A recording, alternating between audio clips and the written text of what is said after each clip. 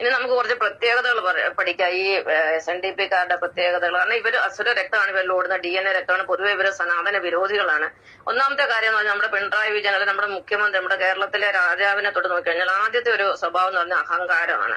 രണ്ടാമത് ഇവർക്ക് പെട്ടെന്ന് കോപം വരും. മൂന്നാമെന്ന് പറഞ്ഞാൽ ഇവർ അടിച്ചുമാറ്റലിന് ഭയങ്കര വിദഗ്ധരാണ്. ഞാൻ പറഞ്ഞില്ലേ, ദേവന്മാരുടെ കളറായ മഞ്ഞ നിറം പോലും ശ്രീനാരായണ ഗുരു അത് നിലനിർത്തി.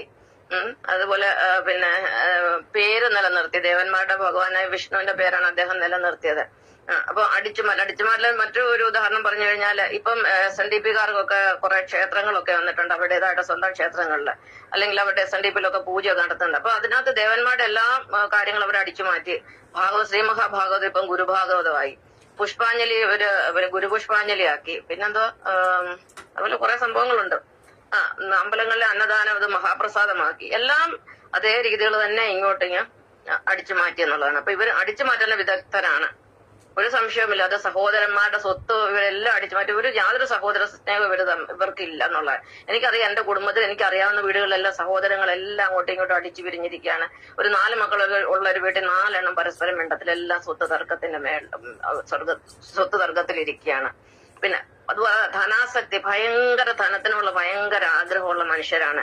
സനാതന വിരോധം ഞാൻ പറഞ്ഞു കഴിഞ്ഞു ഓൾറെഡി, അത് ഇവർക്ക് നന്നായിട്ടുണ്ട്. പിന്നെ അസൂയ എന്ന് പറയുന്നത് അത് പറയേ വേണ്ട.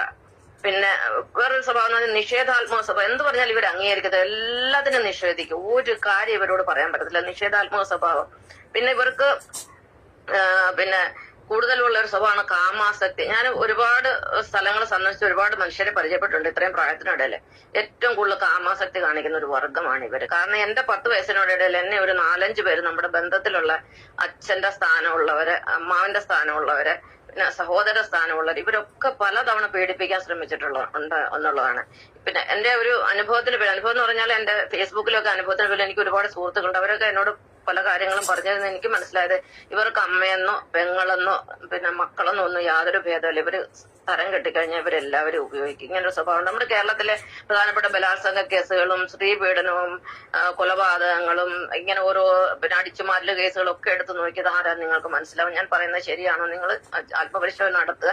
ഇനിയുള്ള സംഭവങ്ങൾ വരുമ്പോൾ ഇത് ഏത് കൂട്ടരാണെന്ന് ഒന്ന് അന്വേഷിച്ച് നോക്കുക. നിങ്ങൾക്ക് നിശ്ചയമായിട്ട് ഒരു ഉത്തരം കിട്ടും. ഇത് ഇവര് തന്നെയാണ്, ഈ അസുരവർഗം തന്നെയാണ് SNDP-കാരെന്നുള്ള കാര്യത്തിൽ യാതൊരു സംശയമില്ല.